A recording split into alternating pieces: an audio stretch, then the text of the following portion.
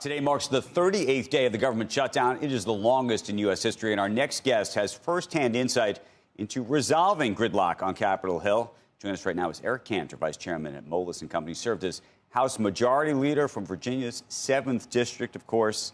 You have lived through this. Nothing as long as this, though. I mean, you got close at one point. But this seems different in terms of what could actually be a tipping point or inflection point to actually get both sides together at this point. Look, Andrew, this is it's really pretty stunning to me to see how the Democrats are digging in now, because, traditionally, when you got a shutdown, the party that's seeking a policy change and trying to use shutting government down as a leverage is the one who gets blamed and ends up losing. And then there's sort of a path to try and figure out how do you save face to reopen. And the Democrats, after Tuesday, have just now become emboldened. Right. Because it's been Republicans in the past, and they didn't have the media on their side to totally skew the impression of what's going on. It is pretty amazing, to the point now where even John Thune said, I think yesterday or today, that we're now not going to go and follow through with some of the firings and layoffs that have occurred during the shutdown. And, I mean, that means that my side is starting to negotiate with the Democrats, which, again, I'm pretty amazed at that.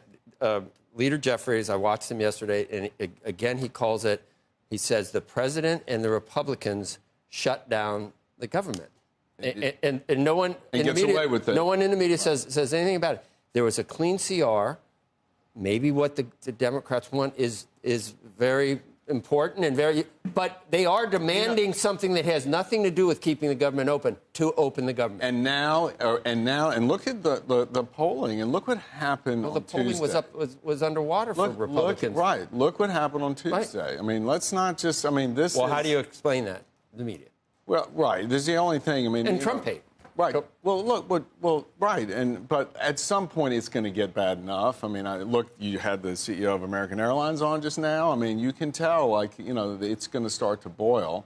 I've always said when it started that it may be Thanksgiving until this thing. I thought it would end right away because I didn't. And you think Thanksgiving just because of the travel issues? I think the pain factor is going to start to elevate, and now finally they're focused on. The media is focused on this. I mean.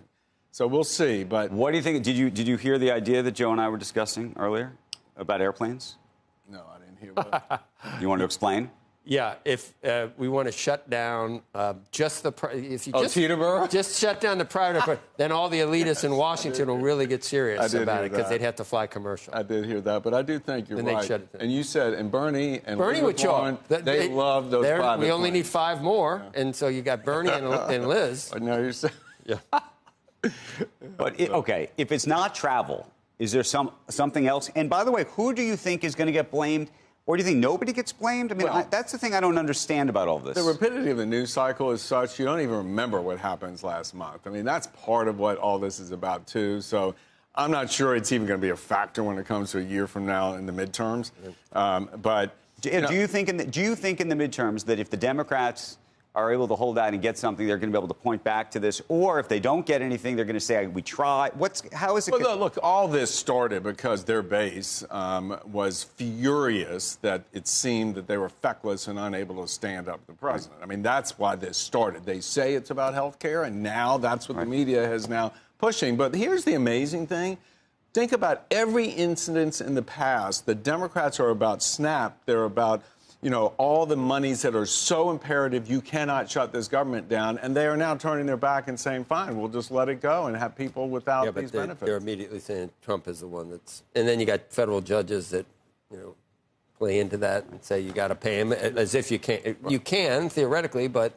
What is your political analysis of what took place on Tuesday as you look at the Democratic Party? Yeah, listen. You've got, Virginia, you got New Jersey, you got New York, you got California. First of all, let's say off-year midterm elections always historically go against incumbent parties. That's number one. So it wasn't as if it was a surprise. I think the bottom line is we looked at what happened in Virginia.